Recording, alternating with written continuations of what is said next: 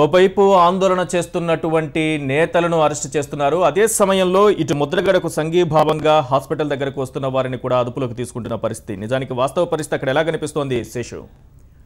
ఈశ్వరి, రాజమహేంద్రవరం ప్రభుత్వ ఆసుపత్రి వద్ద ఓవైపు ముద్రగడ దీక్ష కొనసాగుతూనే ఉంది 4వ రోజు. మరోపక్క జిల్లా వ్యాప్తంగా కూడా అరెస్టుల పర్వం అనేది కొనసాగుతోంది.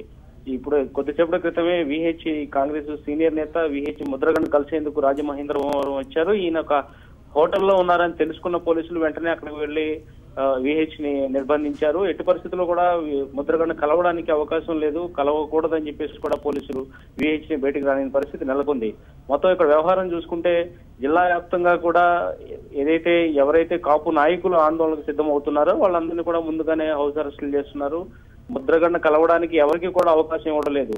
మరోపక్క ముద్రగడ ఆరోగ్య పరిస్థితి కూడా రాను రాను క్షీణిస్తుంది. ఆయన ఏమాత్రం కూడా వైద్యానికి సహకరించడం లేదు. బంధువులతో మాట్లాడి ఆయన ఒప్పించేందుకు ఇటు వైద్య బృందం ప్రయత్నిస్తోంది.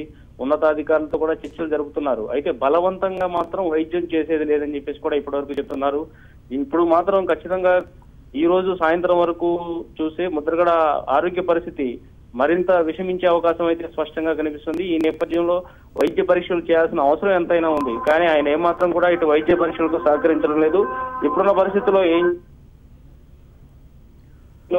ఈ విషయం మీద దృష్టి సారించారు. మరోపక్క ఇటు బీజేపీ ఎమ్మెల్యే ఆకుల సత్యనారాయణ కూడా కొద్దిసేపటి క్రితం ముద్రగడను పరామర్శించారు. అయితే ఈ విధంగా ఇరు పక్షాలు మొండి పట్టుదలతో ఉండడం వల్ల పరిస్థితి అదుపు తప్పుతుంది. ఏదైనా జరిగితే ఇబ్బంది పరిస్థితి నెలకొంటుంది. కాబట్టి ఇరు పక్షాలు కూడా పూర్తి స్థాయిలో స్పందించాలి, సమస్యను పరిష్కరించాలని చెప్పి కూడా స్థానిక కాపు నాయకులు కూడా డిమాండ్ చేస్తున్నారు. Right, thank you Seshu.